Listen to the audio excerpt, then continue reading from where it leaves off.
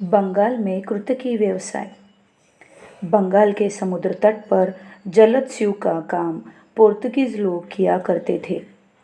इनका प्रधान काम था चट्टग्राम, नोआखाली और बाखरगंज के उन तटवर्ती अंचलों से शिशु बालक बालिकाओं तरुण तरुणियों का अपहरण कर पश्चिम बंगाल में उपकूल भागों में संपन्न लोगों के हाथों बेच देना। किसी किसी क्षेत्र में इन्हें अच्छी दर मिल जाती। वर्धमान, हुगली, मोदिनीपुर और 24 परगना अंचलों के संपन्न लोग, जिनके घर में लड़के कुछ अधिक होते, ऐसी लड़कियों को यानी किराए की लड़कियों को खरीदते थे। लड़की सुश्री और गुण संपन्न होने पर उसके साथ लड़के की शादी करते और कुश्री होने पर कृतदासी यानी बौंदी बनाकर रखते।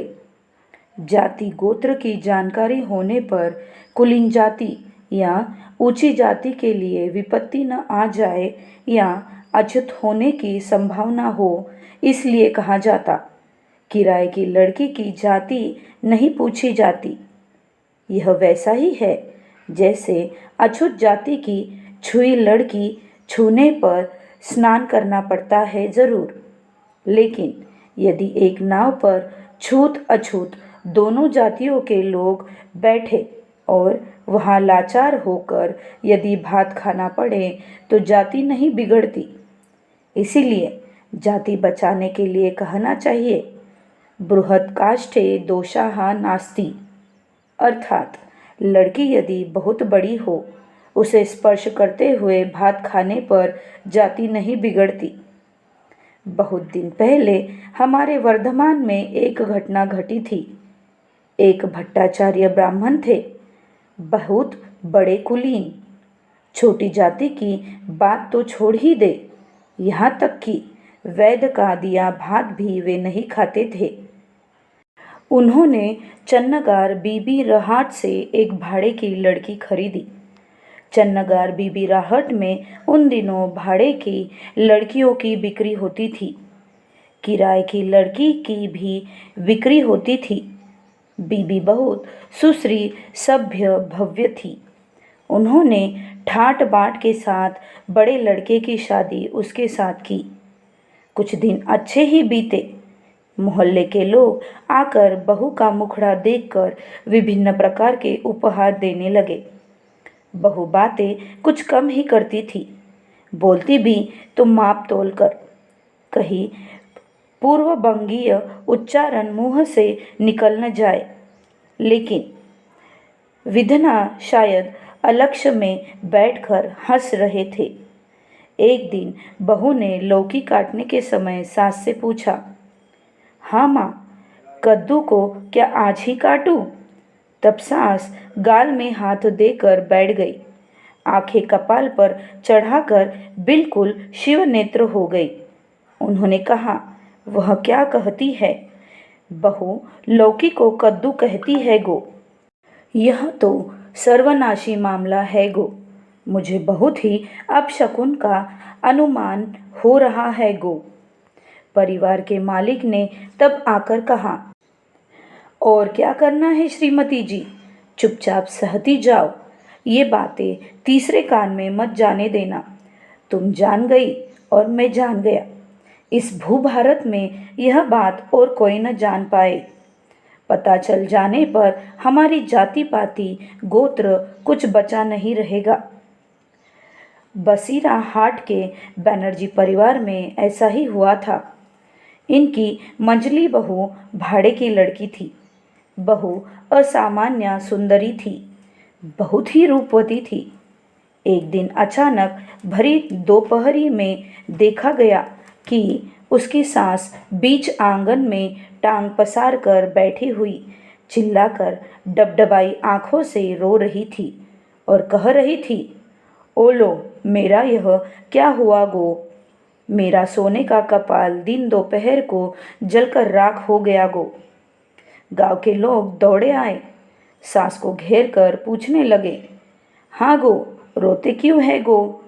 क्या हुआ गो? तुम्हारा कपाल किसने जलाया गो? वह हमें खोलकर बताओ। सास ने कहा, दीदी को देखकर और नहीं बचूंगी। बहू क्या तो कर रही है? बहू आंखों में काजल लगाती है, प्रदीप को चिराग कहती है। यह हुई भाड़े की लड़की की बात। इन्हें अच्छी बांग्ला में कहा जाता है कृतकी। अब इस प्रसंग में तुम लोग और एक बात जान लो। आज जो लोग जाति पाति की बढ़ाई करते हैं, उनमें से बहुत से लोग कई पीढ़ियों पहले ही जात पात खोप बैठे हैं।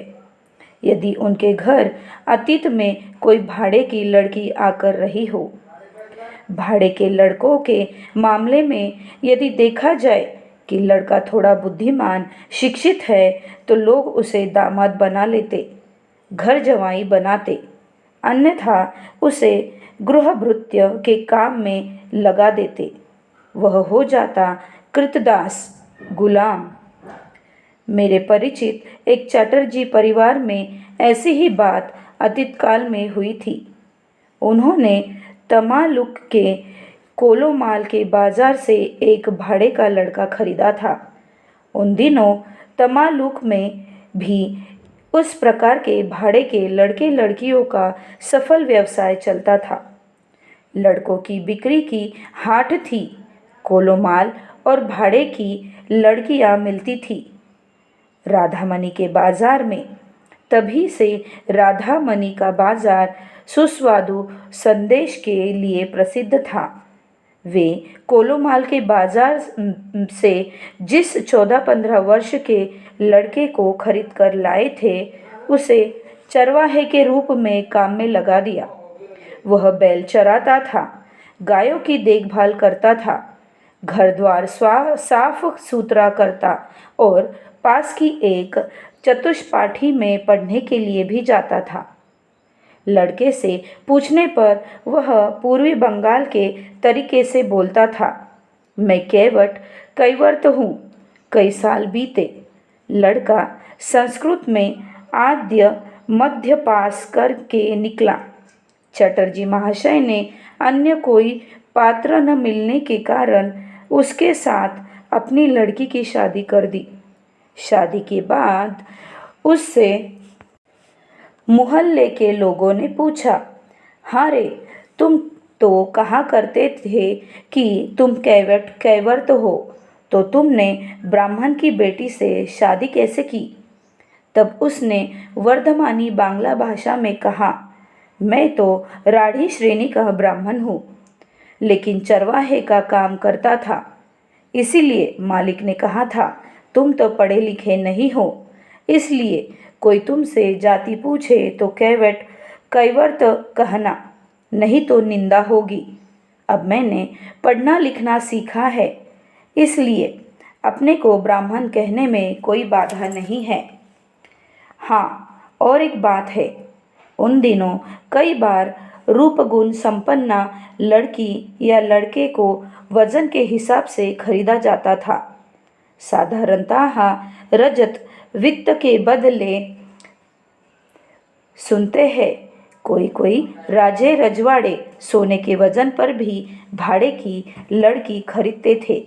वजन दर पर जो लड़का खरीदा जाता, बाद में उसे कृतदास के रूप में भी रखा जाता अथवा पोष्यपुत्र या घर जवाई भी बनाया जाता। शब्द चयनी का 11वां खंड कृतक